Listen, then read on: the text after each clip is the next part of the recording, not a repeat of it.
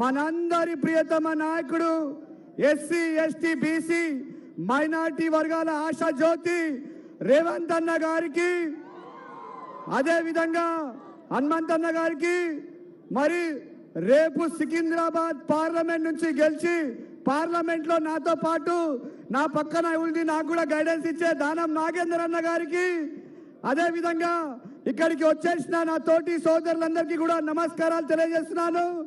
అన్న చెప్పినట్టు రేవంత్ అన్నకి ఇంకా 2 మీటింగ్లు ఉన్నాయి కనుక నేను ఎక్కువ సమయం తీసుకోకుండా మీ అందరికీ కూడా చేతులు జోడించి ఒకే ఒక మాట కోరుతున్నాను.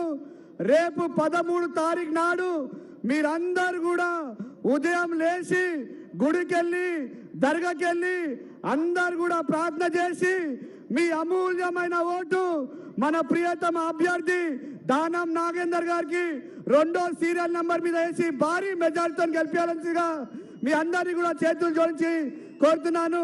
మీరందరూ కూడా నిజంగా కూడా ఓట్లేస్తా అంటే ఒకసారి అందరు చేతుల్లో పెట్టండి. అందరూ వేస్తారుగా, ఓట్లేస్తారుగా. జై హింద్, జై కాంగ్రెస్.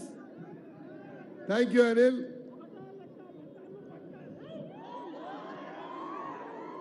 మనందరి ప్రియతమ నాయకుడు తెలంగాణ ముద్దు బిడ్డ శ్రీ రేవంత్ రెడ్డి గారు ఈరోజు జనసముద్రంలో ఉన్నటువంటి అశేషమైనటువంటి జనము చూస్తూ ఉంటే ఆ రోజుల్లో కాంగ్రెస్ పార్టీ ప్రభంజనము మళ్ళీ హైదరాబాద్ సిటీలో మళ్ళీ వెలజల్లి ఉందని చెప్పడానికి ఇంతకంటే నిదర్శనం అవసరం లేదు.